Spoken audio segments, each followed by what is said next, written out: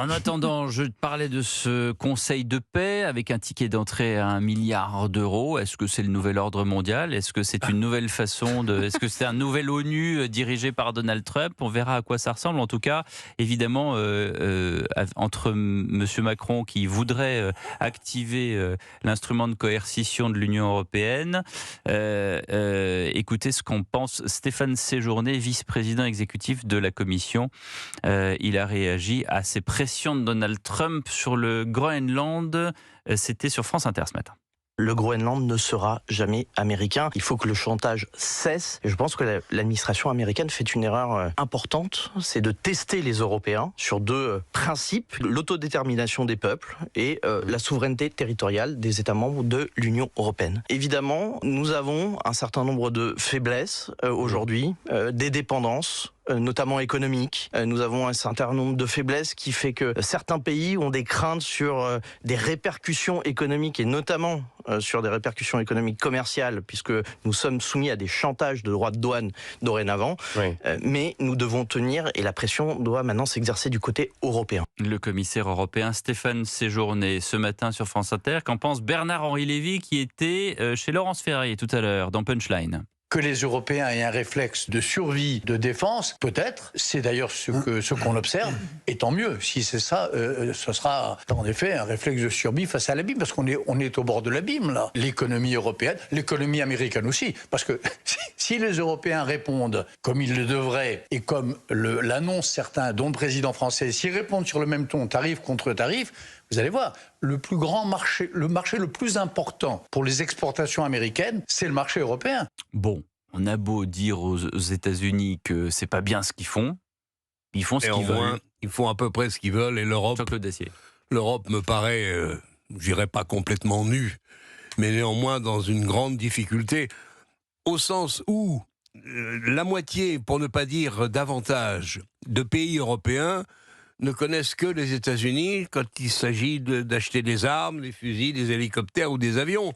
Comme un peu ennuyeux de vouloir faire la leçon à votre principal fournisseur. Idem de l'OTAN. Enfin, l'OTAN fonctionne d'une pure et d'une totale. Je sais bien qu'on est entré dans l'OTAN grâce à Sarkozy. Néanmoins, c'est quand même les Américains qui commandent. Donc j'ai peur que nous pesions insuffisamment pour dissuader. Je ne partage pas sa charge et sur le Groenland. Et pour dissuader monsieur Trump de faire ce qu'il a envie de faire.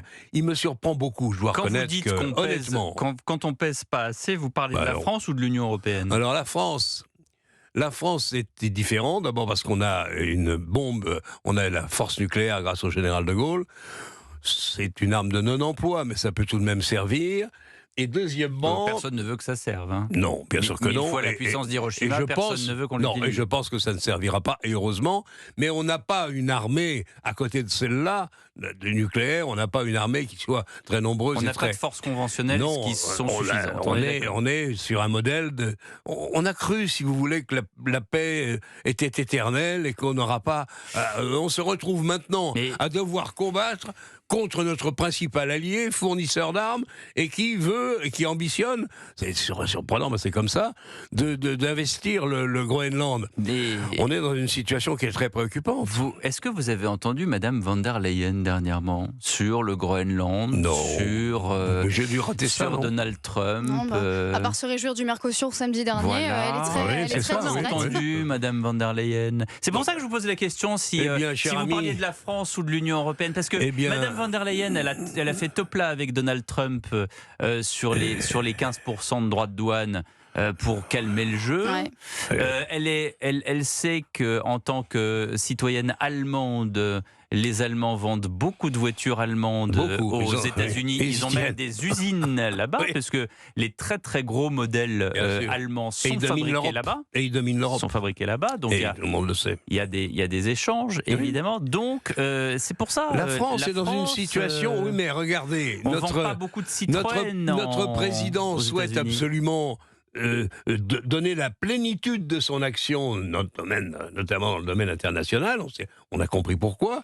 Là, il réanime ou réinvente comment appelle-t-on cela, l'accord de coercition. Oui. C'est l'instrument anti-coercition. On va voir combien de pays européens sont d'accord pour, à nos côtés, mènent la bataille commerciale, parce qu'il s'agit encore une fois d'une bataille commerciale, c'est déjà pas mal.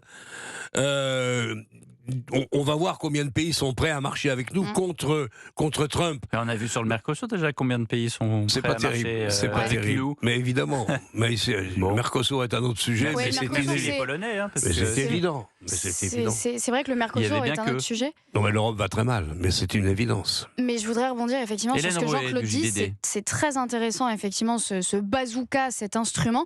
Non seulement, bon alors moi je pense qu'effectivement en termes international, la France aujourd'hui c'est très compliqué de peser. Mais là on va mesurer en fait si la France est capable de peser à l'intérieur de l'Union européenne. Est-ce qu'il y a des pays qui vont nous suivre, qui vont être capables effectivement d'engager ce bras de fer? Parce que de ce que je comprends quand même, cet instrument pourrait mettre les États-Unis dans l'embarras à de nombreux, quand même, en termes de services numériques en Europe, etc. Ça pourrait vraiment embêter beaucoup les GAFAM américaines, etc.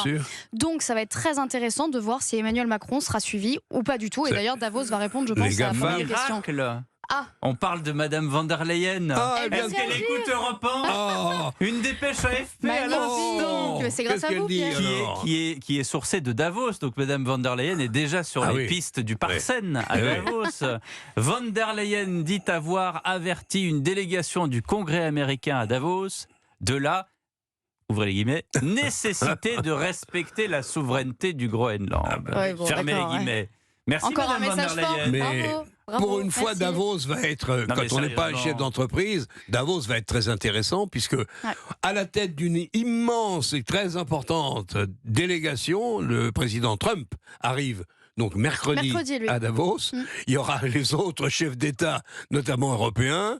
On va voir ce qui va se passer. J'espère qu'ils vont pas se battre dans les couloirs. Honnêtement, non, mais à main nue. On laisse les fusils de côté. Non, honnêtement. Ils vont aller skier. On est dans une situation, cher ami, on est dans une situation où on va essayer de lutter contre des gens qui sont 10 fois plus puissants que nous, et nous sommes sans armes, sans réels moyens d'agir de manière efficace. Sauf peut-être les GAFAM. Vous savez ce que coûtent les GAFAM? Vous et moi, nous tous, quand on utilise les GAFAM nombreux, qui sont proposés à notre souhait, c'est 150 milliards par an. Ça veut dire que ils vont éviter que se priver de cette recette-là. Je suis quand même, de vous dire que c'est la fin de l'émission. Merci Jean-Claude Dacier, merci Hélène Rouet.